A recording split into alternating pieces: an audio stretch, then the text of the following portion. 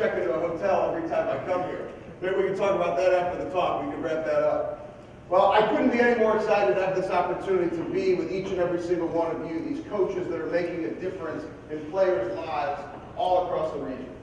I think it's so unique to have the opportunity to coach, to show the belief that you have in another individual so that they can find more within themselves in order to achieve.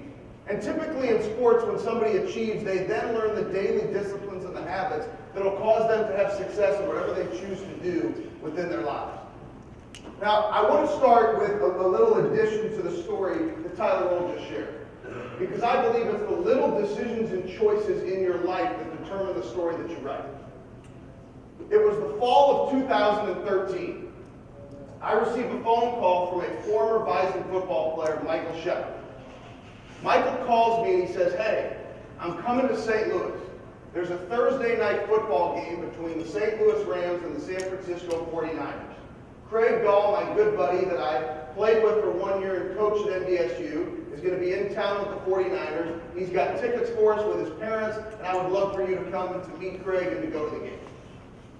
Now, I have 2 young children at home. I'm constantly traveling, and the Rams football team was not exactly the greatest show on turf as we were used to in the early 2000s. But it's the little decisions and choices that you make, and I immediately said, now, it was my relationship with Michael Shepard, the quality of the individual that is developed through this program. Michael Shepard had a small little stint at a training camp with the Tampa Bay Buccaneers, but he has gone on to be wildly successful as a managing director of Principal Financial in Milwaukee. Wildly successful. Still building off of the habits that he learned in this very program. So because of the relationship I developed with him, I said, heck yeah, I'll go to the game. It's an immediate, quick decision. I go to that game, I meet Craig Gall after the game in the players area. He and I hit it off, and the next thing you know, I'm leaving him messages to fire him up on games on Sundays. And then all of a sudden, he makes that phone call to Tyler Roll, and then I have my first opportunity to come be with the Bison, right after they'd won the 4th straight title. Now, keep in mind, as a speaker, you're coming here, 4 straight title. You get the approval from Clyde and from Tyler Roll. This is one shot, come in and we'll see how it goes. Now, part of it, I mean, you got to be thinking to yourself, you've won 4 straight titles, what the heck are you bringing me in for? And I learned very quickly something so unique about these players and about the coaches in this program. And I think you feel it when you have the opportunity to learn from them. There's this burning, insatiable desire, an obsession to just get a little bit better every single day. I walked into that team room, I could feel the energy, I could feel the fire, I could feel the passion. By the time we got to the end of that talk, all of a sudden Coach Clyde jumps up, he gives me a pretty good bear hug, and I say to myself, I guess that went pretty well. And here we are 4 years later. 4 years later. Every single time the wheels touch down in Fargo, it is just as special as the first time. The relationships that I have built in this program, it is hard to put into words how much they mean to me. What many people see, they see all these championships, 14, 6 out of the last 7 years. They see that occasionally coaches or players may wear these rings around. Now you see these rings, and what do you think of when you see these rings, right? They're big, they're oversized, they're obnoxious. You win this many, you make them pretty big, right? What do you notice? What do most people notice? Shiny, a little bit of bling in it. Let me share with you what I see when I look at this ring. Now I'm going to give you a little bit of a disclaimer. These guys have already learned this about me. I'm a very emotional guy. I cry when I watch Extreme Home Makeovers. I have no problem telling you guys that. So I'm an emotional guy, and I'm just going to cut it to you straight. I'm going to be transparent. I'm going to give you my heart because it's the very first thing that I did the first time I was ever with this book. That's all I know. First thing I want to share with you, and I've learned this before I talk about this. One of the most valuable lessons I learned from individuals that have led me in my life, coaches and mentors. And Tyler can say writing for Forbes or doing this or speaking there. I've been through so much adversity in my life, it'll blow you away. I've been shaken to the core personally in my life and shaken to the core professionally in my life. And if it wasn't for coaches and mentors and loved ones in my life, I wouldn't have been able to get back up off that bad life. I gave those players my heart the first time I ever walked into that room. First time I ever walked into that room, I let them know that I build relationships based upon love. And the way that I did that was I showed them my heart through the adversity and challenge that I've been through. Because it's easy to look at a resume and say, I've done this or I've done that, or Tyler can say a biography. But I shared with them the very first time that I was there that I learned what it means to fight. I learned what it means to give your best every single day by watching my mother battle a rare muscle disease called amyloidosis when I was 7 years old. She was diagnosed when I was around 4 years old. My mother was given 2 to 4 years to live the first time she ever had a visit to the Boston Medical Center. My mother was told she was only the second woman under 40 years old they'd ever seen or heard of having a disease called amyloidosis. Each and every single one of you in your muscles, you have amyloid. For those of you that have an excess of amyloids, very, very rare, like my mother, you have this disease, amyloidosis. How you respond to challenge and adversity determines the story that you write. When you are leading others, especially student athletes, they understand. They understand when you feel pain. They understand when something is going on with you. And they understand that there is challenge or struggle that you're not responding to. How you show up makes a difference in these young individuals' lives. Your ability to love them through any circumstance is what life is all about. To me, that's what coaching is all about. The ability to look a young man in the eyes and say, I believe in you, regardless of the challenge and struggle that you face. I learned that from my mom. She was divorced when I was 6 months old, never knew my parents together. My mother used to come to the dinner table with an IV stain. When I was 7 years old, the last year that she lived, her bedroom was turned into a hospital, 24-hour nursing center. And every single night, my mother would stand without fail, whether it took one nurse or 2 nurses, and she'd put 1 foot in front of the other, 1 foot in front of the other, 1 foot in front of the other. And she would sit at the head of that dining room table, and she would pan over to the right at my older brother, Drew, and say, Drew, how was your day at school? And then my mother would pan over to the left and look me dead square in the eye and say, honey, how was your day at school? First time I was ever here, I shared the story of my mom. Because life is real. You have the opportunity to coach young men to play a game, to find more within themselves. But the real coaching comes into play when you get the phone calls that have nothing to do with the game. See, I can share my story that my mother took the pen that she was writing with in this journal. A journal where she would write, beat the statistics, beat the odds, live with the disease that is chronic and fatal, believe in yourself, combat anything, purpose in life. And my mother passed the pen of that journal to me November 2nd, 1986 to continue to write the story of her legacy. So it doesn't matter if I walk into a room of a bunch of enormous men that have won 4 straight national championships, they're going to get my heart.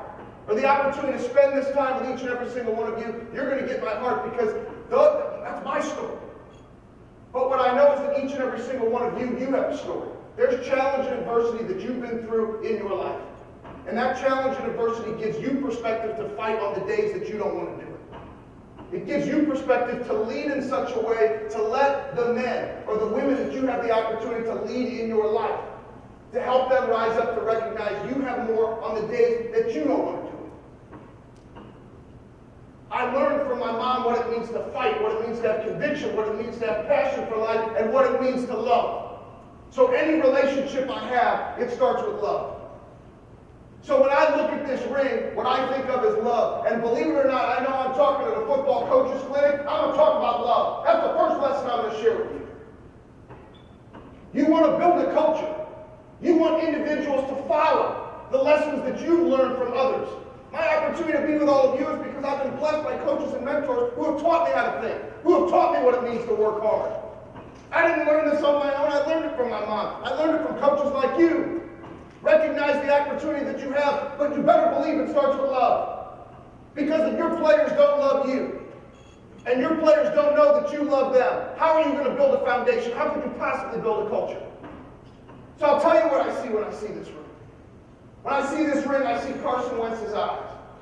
The reason why I tell you I see Carson Wentz's eyes is because it has nothing to do with the manner in which that young man plays a football game. I've told Carson many times. I tell him multiple times, probably at least once a month. I'll send him a message and I'll say, the manner in which you walk every day with your faith makes me stronger in mine, and it makes me a better leader. I look at this ring and I see Ben LeCompte's eyes.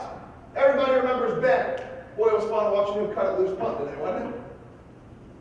I see Ben LeCompte's eyes because Ben LeCompte invited my family to his wedding here in Fargo. My entire family, my wife and my 2 kids, come to Ben LeCompte's wedding. I look at this ring, I see Ben LeCompte's eyes. I look at this ring, I see Pierre G. Tucker's eyes.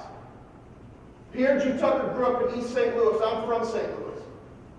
East St. Louis is a very rough neighborhood, one of the toughest neighborhoods in the world.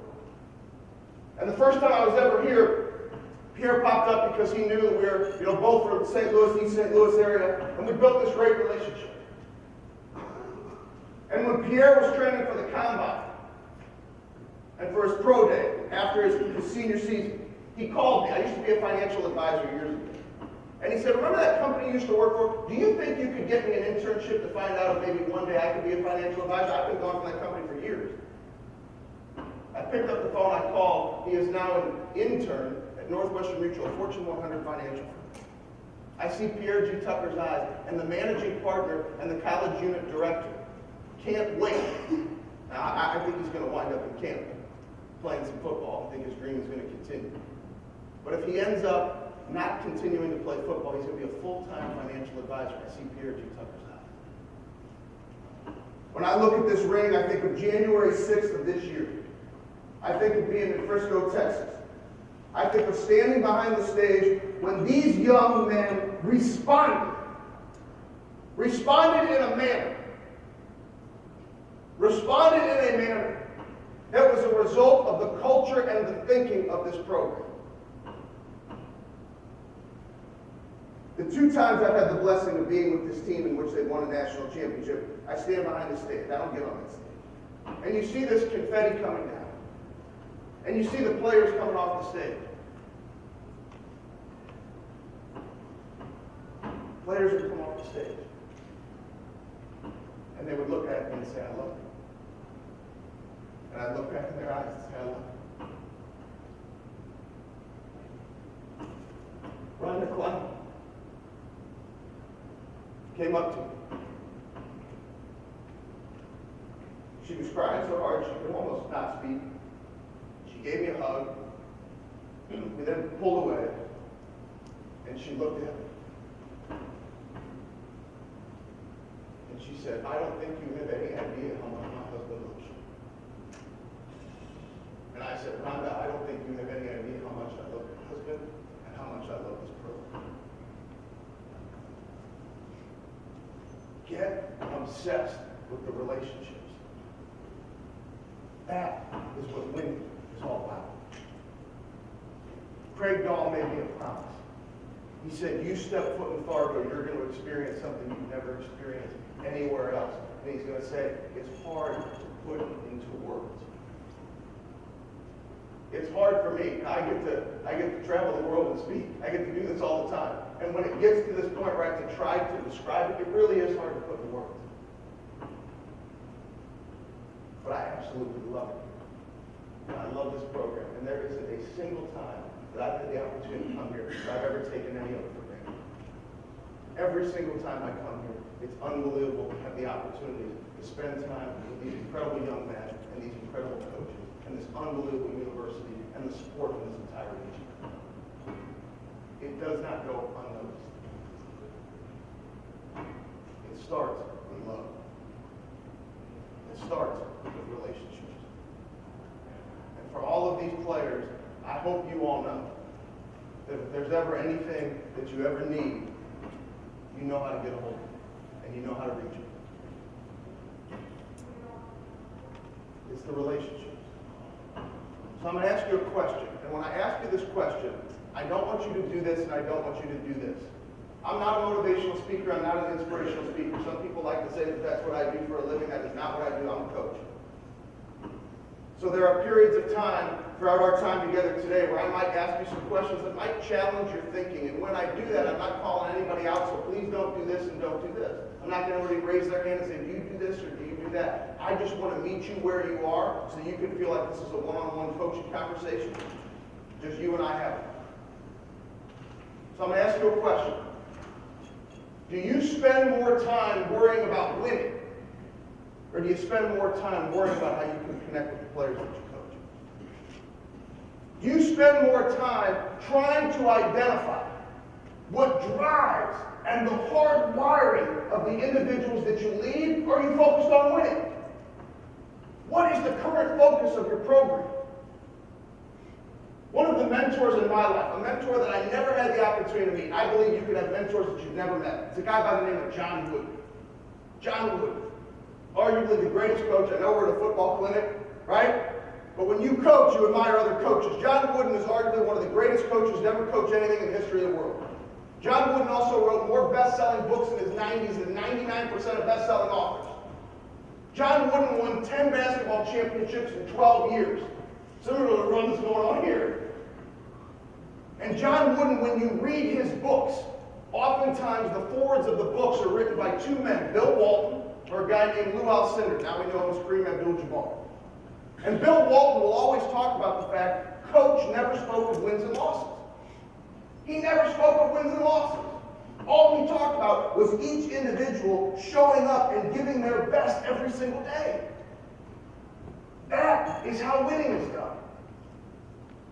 And if you ask any of these players, go up to them when you're done. Say, how many times when Ben has been here has he said, go win this football game? Go win this football game. How many times have I heard it? Never. Maybe it slipped out once or twice, but I don't think so.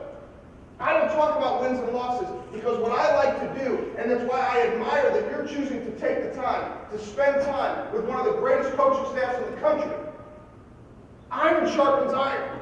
That's why I read books from John Wooden. You read books from these great coaches. That's why I love my opportunity to be here. I get better every single time I'm here. I get better because of these young men and because of these coaches. And I think that's what winning in life is all about. It's about the opportunity to go compete for your brother, to go compete for these coaches, but to get just a little bit better every single day. So are you focused on the wins and losses, or are you focused on giving your best every single day? Because to me, I've identified that if you want to win the day, that's the only time you'll hear me talk about winning, is win the day, and that has nothing to do with the scoreboard.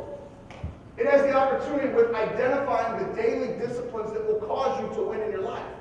It's the daily disciplines that will cause these young men to excel when they step into the classroom, to excel when they step into the weight room, to excel when they put a plate of food in front of themselves and they need to make the right decisions in terms of their nutrition to give their best to their team. It's them understanding what it means to win one day at a time by breaking down the game film to find your edge. So how do you currently define winning? Do you currently define winning based upon principles and habits and decisions and choices that are 100% in your control? Or do you define winning by the scoreboard? It's one of the reasons why I fell in love with this program, because the program believed in the process. The first time I was here, I said the words, attack the process. I appreciate the fact that it's been adopted into the culture of the program. But I just found a short and sweet way to say what they were already doing. It wasn't anything new. It wasn't anything revolutionary. They'd already been doing it. I met Ardell earlier tonight. Ardell, the traditional championship started with you in the 60s. Right? These young men, these coaches, all they want to do, we talked about this the first time I was there, is take that football that's been passed one generation to the next, to the next. And Ardell, there was a period of time where you held that football in your hands and you passed it on to the next generation. And that's all we want is every single day for these young men to live to a standard, to attack the process, to give everything they have of themselves to make this program better for the next generation they turn it over to. Last year, this team comes back from what many people would look at as adversity. Right? The team wins 5 straight national championships, never been done in the history of college football. All of a sudden, were here in the semifinals against James Madison.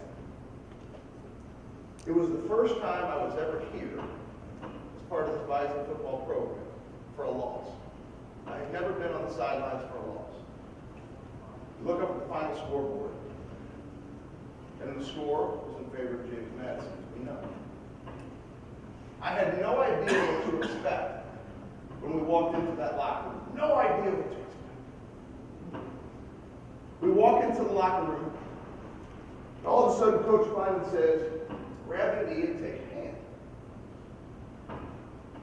And immediately I said, that's exactly what we do when we win.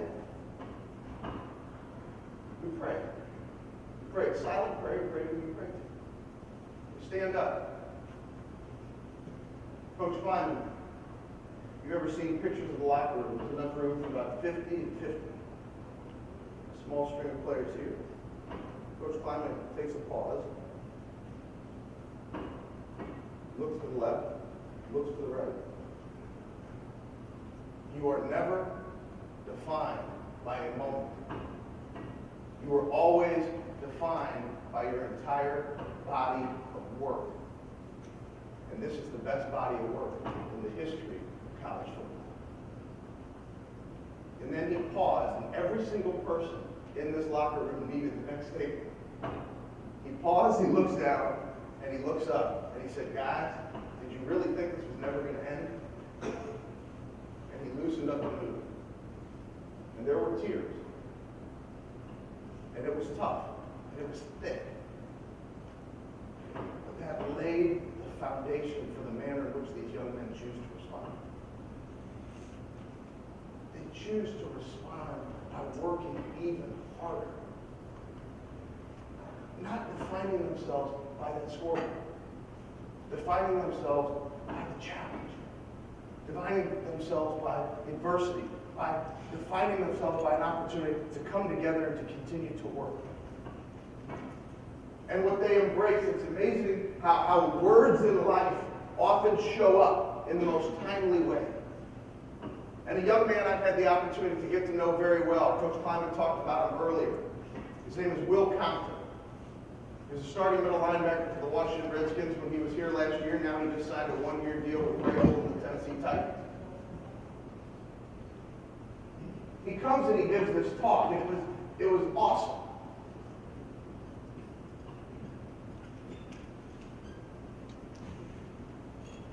I have terrible handwriting, so I'm going to tell you what I write on this board.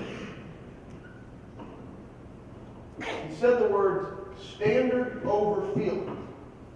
Don't allow your feelings to dictate how you show up. Don't allow your feelings to dictate how you show up. Choose to live to a standard on a daily basis that will cause you to have success. The standard or the process, the daily decisions and choices that are 100% in your control. Now, I remember the first conversation I had ever had with Will Compton. He was doubting whether or not he would make it with the Washington Redskins. He was 7th out of 7 on the depth chart. First time I ever had the opportunity to meet him. It was in between his OTAs. He had signed as an undrafted free agent, and we were doing mental training. And I'm going to give you all the tools that I shared with him. I'm going to give everybody that gift tonight. Everybody's going to get a book that I've written called Your Mental Toughness Playbook. I'll give you a link. Everybody's going to get it for free. Because I want sustainability and growth from our time together today, not just a motivation. And he and I had this conversation, and he sat down and I said, what's on your mind? And his study is what came up with this, but it's what he's done and how he thinks. See, the difference in how you think is the difference. One of the first rules of sports psychology is for an athlete to perform at their highest level, they cannot solely rely on their natural talents and abilities. They have to understand the mental toughness side of what it takes to achieve peak performance. Talent alone is not enough. It's why you see the guy who gets drafted in the 2nd or the 3rd round get beat out by the undrafted guy who's got the chip on his shoulder, ready to get after it. Because there's a hunger. There's that insatiable desire, that obsession. That's what Will had, undrafted. 7th out of 7 on the depth chart. First time we ever meet, I asked him, I said, what's on your mind? He said, if it doesn't work out with the Redskins, there's 31 other teams. kind of had this little wink in my eye because I knew I had it. I asked him a question. If your players ever doubt themselves, we're going to talk about this. If you're with a player who's doubting their belief, ask them a question. Oftentimes, if we make a statement about the belief, sometimes people resist. If you ask a question and give them the ability and empower them to take ownership of the greatness that lies inside of them to achieve at another level, they're more likely to own it and to take action based upon those thoughts. So rather than saying, forget about that, man, come on. You will be a Washington Redskin. I said, will. I said, what if you forgot about those 31 other teams and you woke up every single day and you said, I'm a linebacker with the Washington Redskins? And when you doubted yourself during the day, because it's natural for anybody in life, you're going to have your doubts, but you doubt your doubts and you believe your beliefs. I said, what if you were to share with yourself in the middle of the day, when you're doubting yourself, I'm a linebacker with the Washington Redskins, and what if before you put your head on that pillow at night, you remind yourself, I'm a linebacker with the Washington Redskins? This young man, I thought, was going to jump over the table and tackle me. He was so fired up. He said, I'm going to start doing this every single day. The next day, I'm driving to a lunch meeting, and I get a text message, and I look down at my phone. Now, that's the first time I ever met Will in person. We were Twitter buddies. We had a mutual friend that said, you guys should connect over Twitter. So all of a sudden, I look down at my phone, and I get this text message that says, do you drink coffee? Do I drink coffee? What kind of a goofy text message is this again? I respond, yes. He responds back, next time you work out, great post-workout drink coffee, whey protein, and honey. I thought, this is really getting strange. So I respond back to him, okay, I'll try it. He responds back to me, that is what a linebacker with the Washington Redskins drinks. Within 24 hours, he changed his thinking for the rest of his life. That young man showed up, 7 out of 7 on the depth chart, didn't matter. He became a defensive captain, started for the Washington Redskins, 2 seasons, over 100 tackles. And now he's got his opportunity with the Tennessee Titans. But what we further talked about that day. Now, these are his words that he shared with the team, and now I share. I asked him the question, I said, Will, I said, correct me if I'm wrong, but I said, weren't you a captain at the University of Nebraska? I want you to think about some of your players as I'm asking Will these questions. I said, Will, weren't you a captain at the University? I said, how did you become a captain at the University of Nebraska? He said, I studied more film than anybody else on the team. I then asked him a question. Forget about the depth chart. Is it possible for you to go to Washington and be the most valuable mind in the film room and to study more than anybody else? Is it possible for you to do that? He said, I'm going to do that. I said, tell me more. He says, my nutrition was so on point. I said, do you have the ability to continue to be on point with your nutrition? And he's given me permission to share this story. He says, I knew the playbook in and out, including the offense. He said, would you be a valuable guy to your linebackers coach if you show up and you know the entire playbook in and out, offense and defense? He said he was vocal. He said he read a lot. All of his answers were a standard. They were choices that he had made that caused him to have that success. And when he left that first day, we had built a plan of the things he could think about and the action he could take on a daily basis.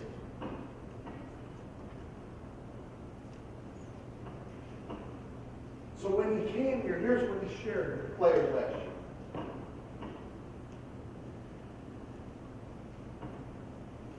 You're never defined by a moment. You're always defined by your entire body of work.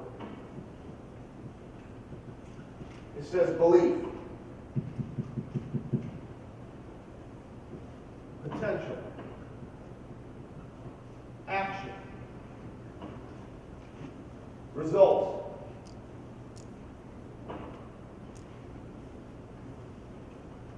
If you have a player, and I'll just use Will as the example.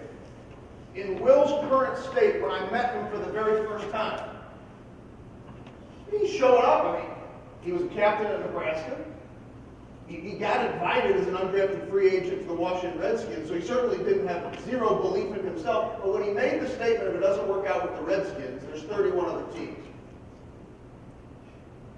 Was he utilizing all the belief that he had in himself, or was there a little bit of lack of belief?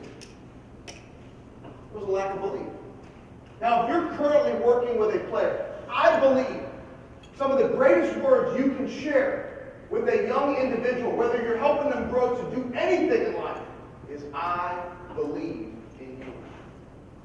And really all I was sharing with Will by asking him those questions, all I was sharing, first time I ever met him, was to let him know, I believe in you. Now, if somebody's lacking belief, how likely is that individual to wake up on a daily basis and say, I'm going to grab a little extra potential today? I'm not believing in myself, but I'm going to grab a little extra, I'm going to get after it. How likely is that to happen? Not very likely. If somebody's not believing in themselves, it's not likely they're going to want to grab extra. So if somebody's not believing in themselves, they're not tapping into extra potential, what does that person's action look like? What does their action look like? They're dragging, not nearly what it could be, right? So then what does that individual's results look like? Not very good. Now, one of two things happen when a player, an individual in coaching work gets into this state. One of two things happen. Either it's the world is against me. Coaching is don't give me a fair shot. You don't give me enough reps, coach. Right? It has nothing to do with their belief. It has nothing to do with their potential. It has nothing to do with their actions. Coach, man, when are you going to give me a shot? I'm showing up every day. I'm putting the pads on. When are you going to give me a shot? You give a shot to somebody else. Or that individual continues to remain quiet and they haven't bought into the relationship. They're scared. They've got fear. They've got doubt. And what they start to tell themselves is, you see, my beliefs were right. I don't have what it takes to make it. Now, what happens when the coaching relationship is so strong that when you say, I believe in you, they see it, they feel it, they believe it, they start to think differently? What happens to that individual's belief?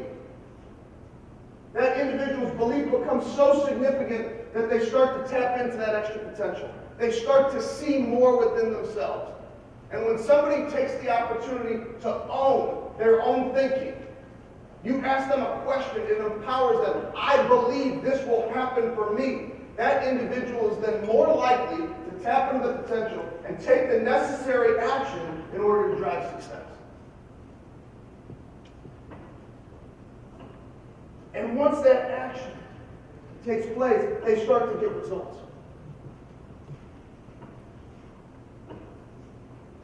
2 years ago, I shared the stage with Jerry Rice.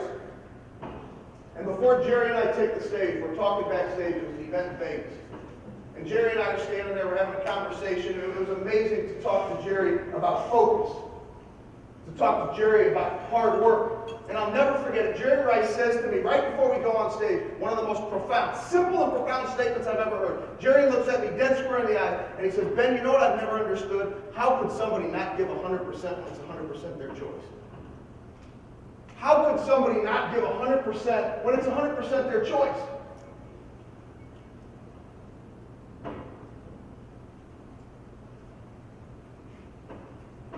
That statement, among other examples that I've seen, from having the opportunity to work with the individuals, the executives at Microsoft, Anheuser-Busch, Quicken Loans, Super Bowl champions, unbelievable coaches, learning from coaching staffs like this, is that what I recognize is there's this common denominator in the thinking of individuals that perform at the highest level. Many people always ask, they say, what's the secret? Give me the pill.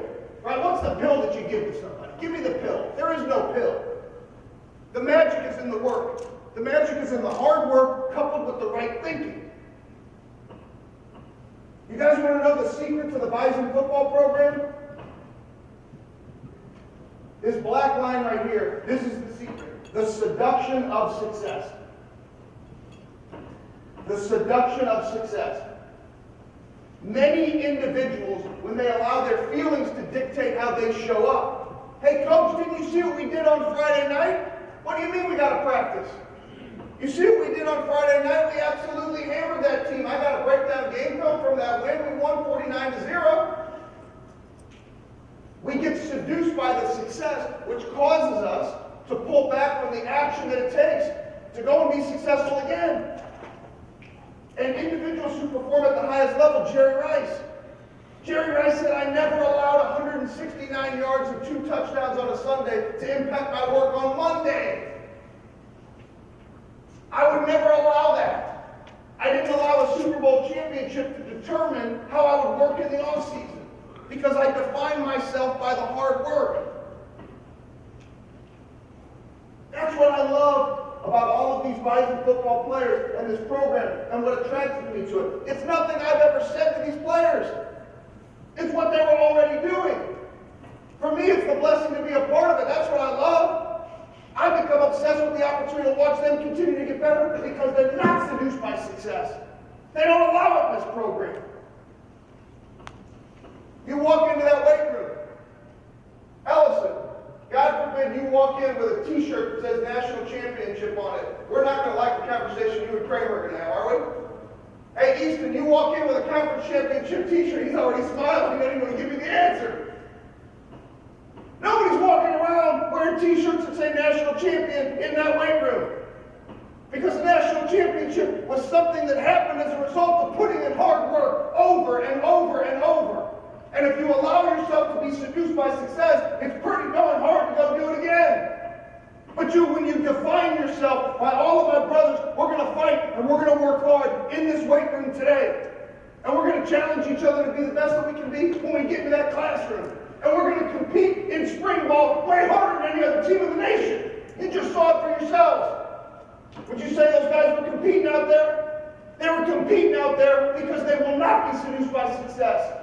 They will be defined by what they choose to do today. That is how winning is done. So the players that say to you, hey coach, I think I'm better than the system. Hey coach, I think I got it all figured out. You can share this with them. And you can share with them the way that winning is done. And it's not easy.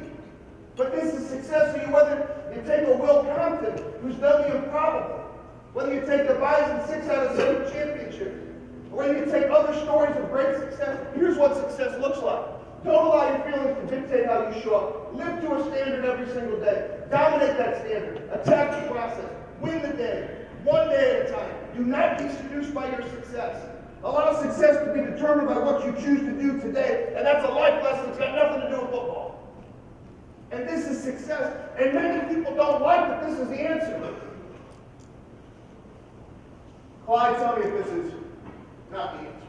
This is the answer. Tell me if it's in the answer. This is hard work, and this is what people don't like, right, Clyde? Right here.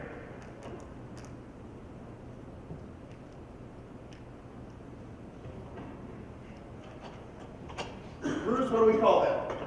Hard work over and over and over and over and over again.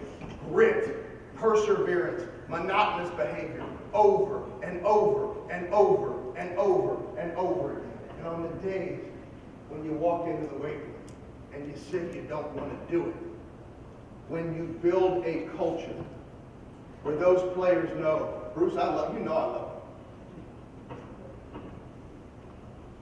I love Bruce. Bruce loves me. He walks in that weight room. He loves Jabril. He loves Easton. Easton loves him. They're all fighting together. He may have that thought. Have you ever had the thought? Let's be honest. You walk in there, God, I don't want to do this today. And all of a sudden you take a look and you see that leadership in Easton's eyes and you say, uh-oh, I'm getting my reps in today. That's it. You might be looking for some magic answer that's more than that, coach.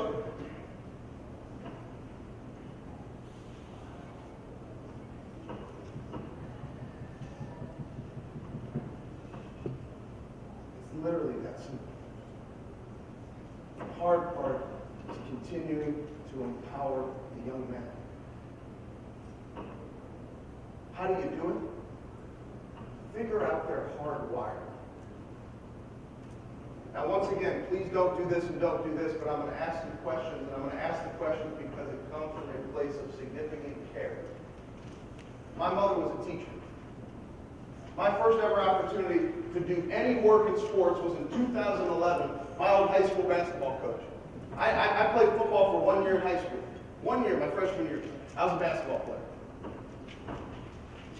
My old high school basketball coach, his name was Todd Basler. Todd Basler called me. Our high school team had been underperforming. Had great players on this team. They were playing a team that was number 11 in the city of St. Louis. And my coach called me and he said, "Hey Ben, would you be willing to come and fire up the guys?" Because I used to do it in the locker room when I was a player. I said, "Oh, are you kidding me, coach? If you're letting me do this?" I admire what you do so much. I said, "Really? I can come back and I can talk to the guys?" So I go in. At this point, I'm old enough to be their father. I walk in. I light them up. It was one of the coolest experiences of my life. They went out and they had this huge upset over this team, and they went on this unbelievable run the rest of the season. I was hooked. I've now helped that basketball program every single season since 2011. Kids have gone on to play Division I basketball. One of the kids, 5'6", 120 pounds, soaking wet. Same conversations I had with him with Will. All the mental training tools I'm going to give to you right now, freeplaybook.net. If you go to freeplaybook.net, type in your name and your email, and I'm fine. If it's too hard to even do that, I'll send it to Coach Hedberg, and he can send it to everybody in attendance. I'm not trying to capture emails. I would just want everybody to have this book.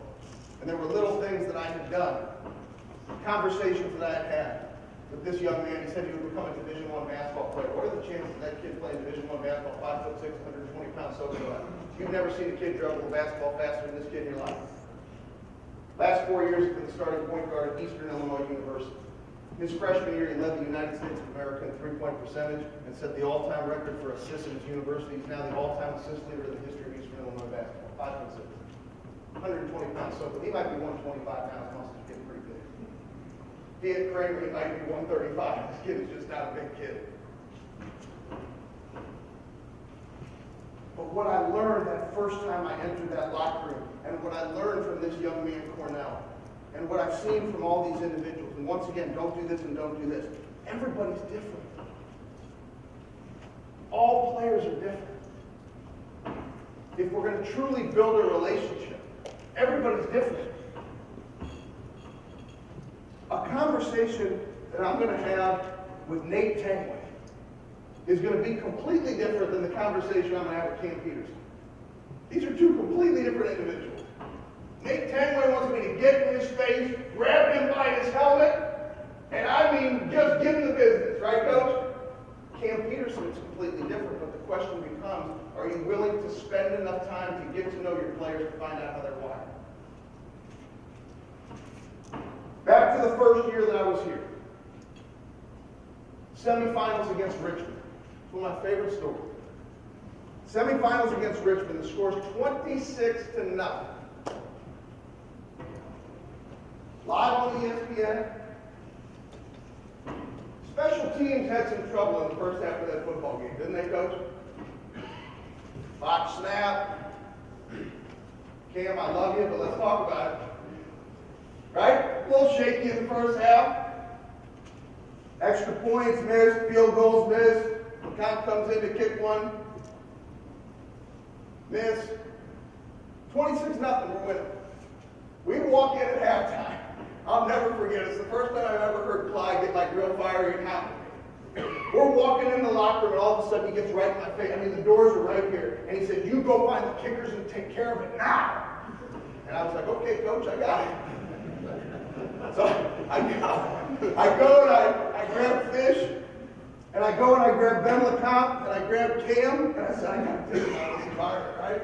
So I pull him all the way over to where the hot tubs are, and I pull him over and I kind of close the door, and I look at him, and we got Cam right here, he's a freshman. You got LeCompte, you got Fish, and I look at him and I just ask them a question. Remember I said the power of asking questions, right, rather than making statements? Right? Our naturalness, or let me share with you my naturalness. My naturalness would be, after Clyde's upset with me to fix it, "Are you guys kidding me? Are you out of your mind with this nonsense? Y'all better get this figured out, or Clyde's going to be yelling at me, you're never going to see me again. Get it right." That's actually how I'm naturally wired to lead. It really is. That's my natural wiring. But I found that works for a very small percentage of people.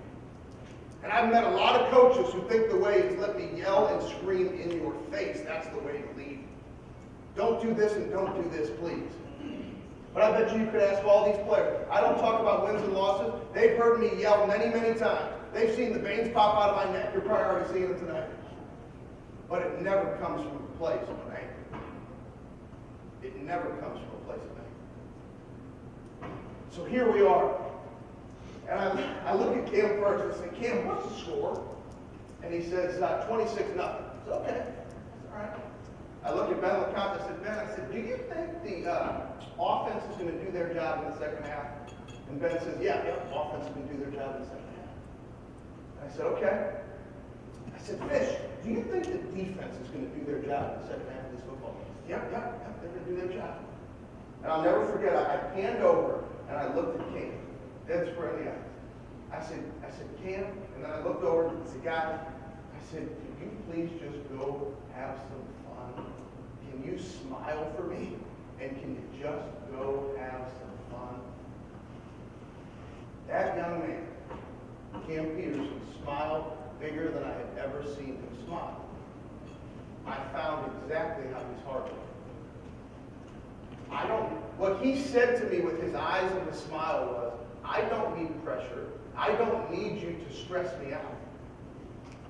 All I need you to do is to support me and to love me. He went on a pretty darn good run. I don't think he missed a field goal or an extra point in that second half in that national championship football. And all of a sudden, one of my favorite moments,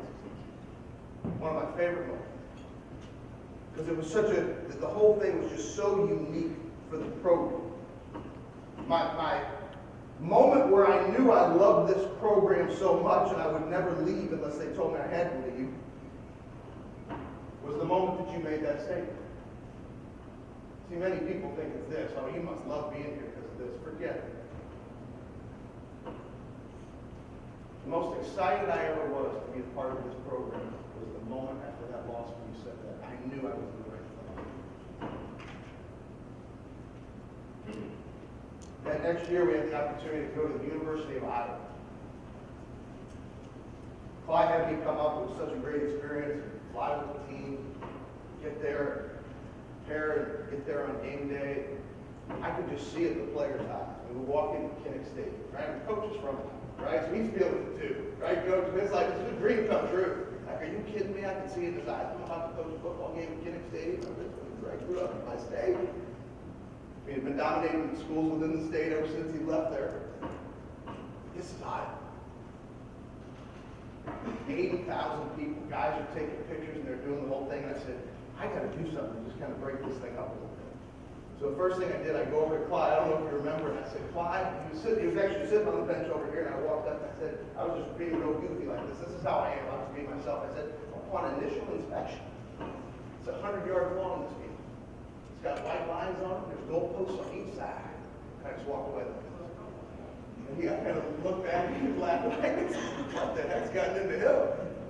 I went over to another unit of players. I said the same thing. Another unit. I just want to get the guys to just relax a little bit. Well, if you guys remember, that was one of the most exciting football games. Back and forth, back and forth, back and forth, back and forth. You talk about a coach and a team that believed. 18-point underdogs.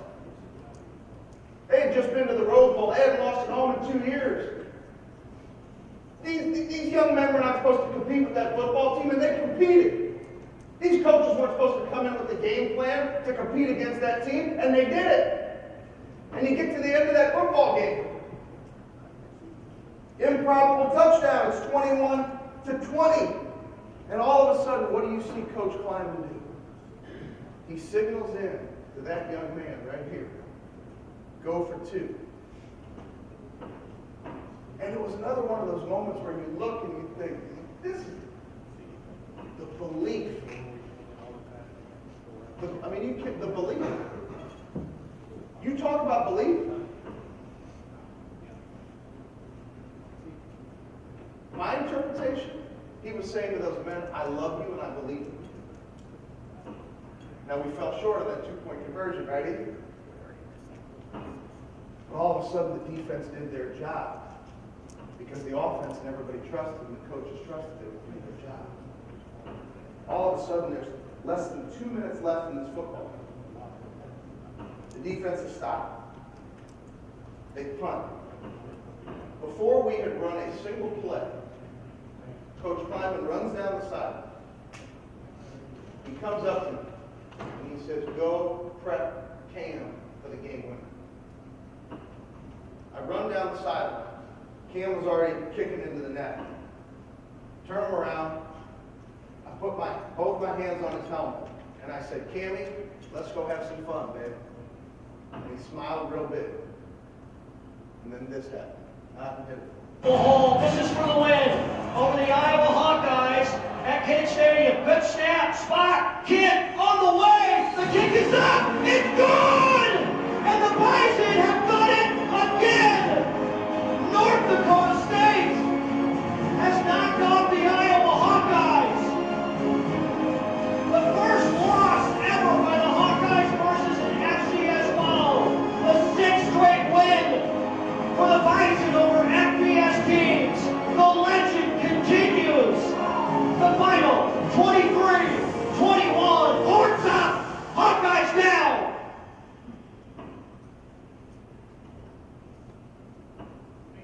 You guys can cheer for that. Come on. I watched that. I think of Cam. I think of every one of these coaches. Every one of these players. And really every one of you. These young men will never face a situation in business or if they have the blessing of continuing to play this game. It's situations like that that make you realize you can do anything you want to do. The manner in which the coaches and the players prepared for that moment shows you can do whatever you want to do in your life. It doesn't matter what the world tries to tell you the truth. What matters is what you believe. And if you believe it as a coach, are you willing to take the time to figure out how are these players wired? How is each player wired? I know nothing about kicking football. I really don't know much about X's and O's in football, period. Coach Roll, when I sit in the tight ends room and he starts cutting down video, it's almost like sometimes he's talking Chinese. I don't even know what he's saying. I'm getting a little bit better. You've never seen me put on a pair of pads. But the blessing for me is that it's an opportunity for me to build relationships like that so that a young man can see more within himself. And now the beauty of it is, and Cam, correct me if I'm wrong, now when I come to see him, he's almost like, get out of my face, I know what I need to do. And we just have fun. I think we need to say have fun. It's just seeing this young man grow. And all these young men. But we as coaches, I believe, you have to take the time to build the real relationships, to understand how people are wired. Coach Kramer, when you talk to the individuals that have gone on to hear them speak tomorrow, you talk about understanding the hard wiring. I learned lessons like that from guys like Coach Kramer. I received a text message from Coach Kramer. There's a player that I'm working with through some things that are going on here at the university, and all of a sudden the player followed up with me on a couple of things, and I had said to Coach Kramer 2 days ago, I said, Coach Kramer, I said, I'm going to be getting together with this young man, and we're going to be talking about some things. And he responded back to me, he goes, are you going to talk about boom, boom, boom, boom? I responded back to him, I said, how in the world did you know that's what we were going to talk about? And then I responded back and I said, Kramer, I said, it's amazing how much you care. I said, you may not hear it enough, but you understand how these young men are wired, and it's unbelievable. And his response, humble as can be, stay humble and hungry and eat crumbs. And he stayed so humble, he goes, I don't know, you're giving me way more credit. He knows how to drive young men to be their best because he takes the time. So don't do this and don't do this. But are we coaching one way? Or are we coaching to learn to make these individuals the best they can be, to actually understand how they're wired, what their motivations are? Because we can't treat everybody the same.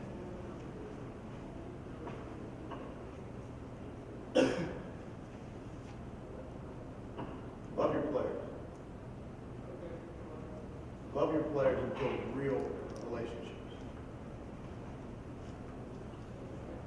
Standard over feeling. Don't allow your feelings to dictate how you show up. Build the standard. Create the process. Empower people to choose the process. Don't cause them to have success. Attack that process. Understand the hardwiring of the players that you lead. And then one thing Coach talked about earlier, simple messages that stick. Simple messages that stick and resonate.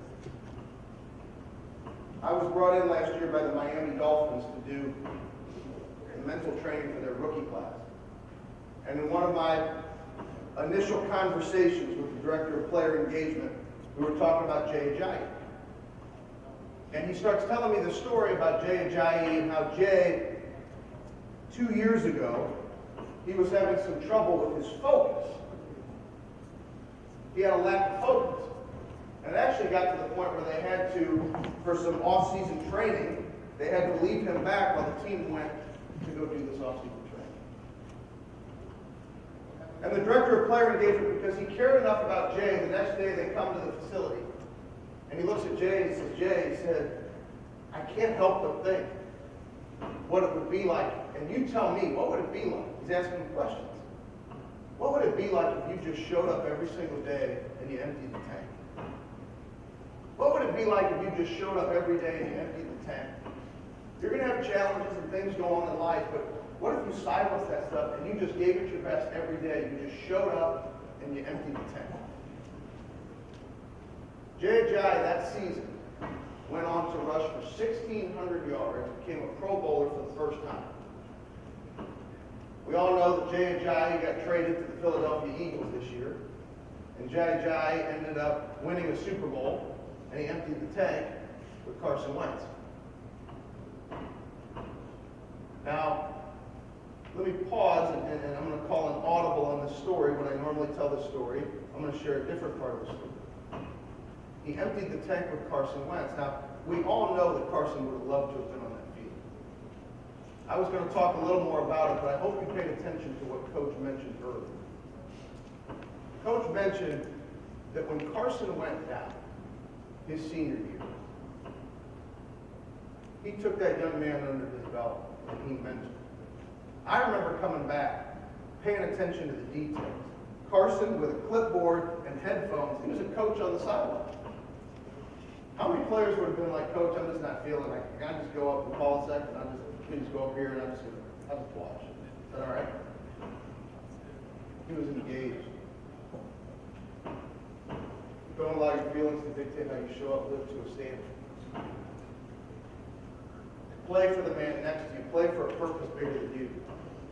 Is the culture of your program, can you empty the tank every day? Is the culture of your program built in such a way that a young man who's gone 8-0, before the coaches come to him, he goes to the coaches? Carson's cleared to play. This is Carson's team. Let him play.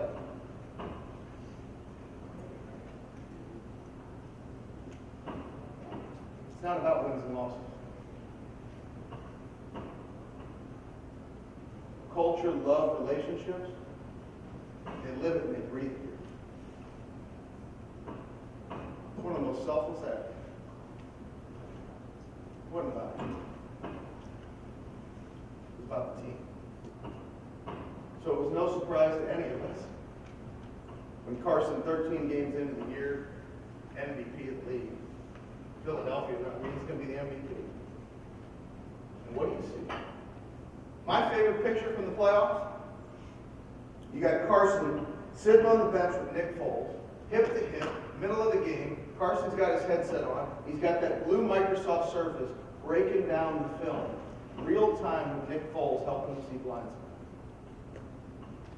And then in the press conference, what do you hear? You hear Nick Foles say exactly what Coach said. 5:30 in the morning, every morning. Coach, many people would have said Nick Foles was washed up. Really, everybody said it would have happened. How could Nick Foles possibly lead this team to the Super Bowl? So many people may say, well, sure of course Carson wanted to play. But he was every part emptying that tank that day for that Super Bowl championship. Jay Ajayi, after he got that Pro Bowl, 1,600 yards, he got a tattoo of a gas gauge on his left wrist. So I hear the story about Jay Ajayi, and I think, man, maybe that's it. Maybe I show up in practice and I get like a red gas tank, like you see the individual who runs out of gas and they're like on the side of the highway. Put a sign on there that says empty the tank. Put a bison head on it, right? I'm gonna walk into practice one day. I'm visualizing this, right? And I'm gonna have this tank covered in Gatorade. And I'm gonna walk in. It's gonna be one of those moments where they think I'm crazy, like Kinnick Stadium, right? Sometimes you gotta just have fun and cut it loose. So all of a sudden, I think here's what I'm gonna do: get this gas tank, and I'm gonna go in. I'm gonna tell the guys this Jay Ajayi story. Now, little did we know at that point in time he was going to win the Super Bowl with Carson and trade. So I'm going to go tell them the story.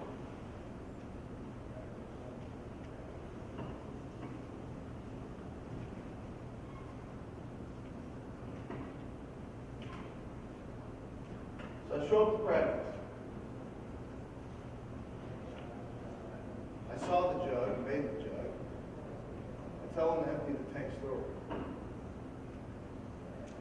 This little tank, I would say, became our friend during the season. First road game, I go with the team to Eastern Washington.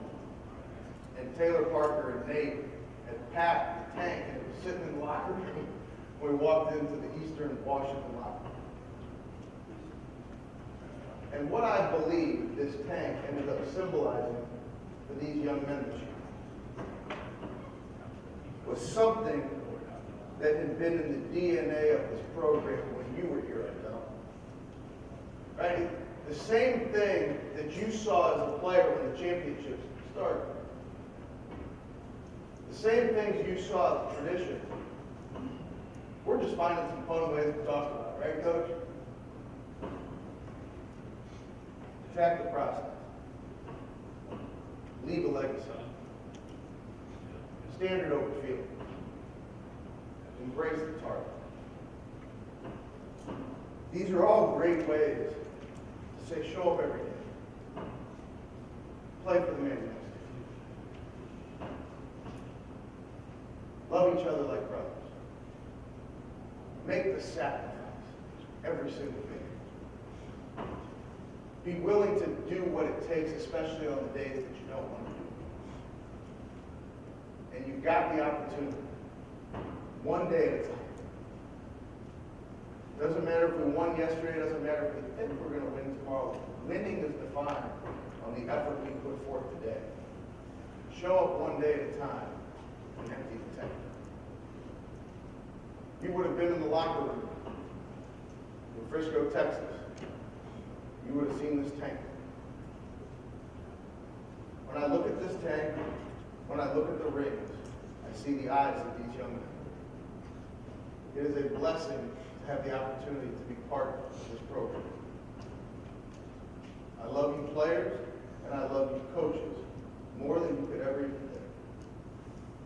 To each and every single one of you, what a blessing it is that you made the choice to come here to learn from one of the greatest programs in the country. Take back to your young men and your teams. Culture, love, belief, standard to empty the tank. I want to do something to finish our time together. I thought it'd be a lot of fun. One other thing I always do at the end of games, and I did this the first time I was ever here as well, is I'll yell max effort, the team will yell pays off back to me. I figured this is only fitting. You do this after we're in the locker room after a great game. Max effort pays off, and I figured it'd be really good for us to go and do some drinking together, right? Max effort pays off. So I figured it'd be really good after a great game, and right before we go do what we're about to do. Here's what I'd say to you before we do this together. Look around at all these coaches. My two high school basketball coaches Todd Badsler and Edward Johnson are characters in books that I read. When I look back on my life, the fact that those men are still an integral part of my life, you may not hear it enough from your players. We talked a lot about Will Compton. My head coach, Todd Badsler, for his retirement, I took him on a trip to Philadelphia to watch Carson go head-to-head with Will Compton. Two of my brothers competing against each other.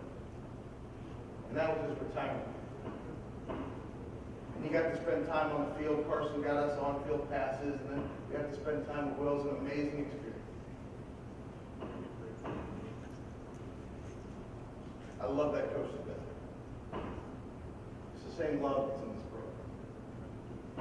So you may not hear it tonight, but the work that you are doing every single day with these players, it is making one hell of a difference. And you're going to have players who recognize it now, and you may have players who come back 10 and 20 years from now. But if you fight, and you have a purpose that's bigger than the wins and losses, and you love those young men, even on the days when they're giving you hell, but you love them, and you work with them, and you help them find their best, you will make them better men, and that's what it's all about. So if everybody could stand up for me, we're going to do max effort pays off.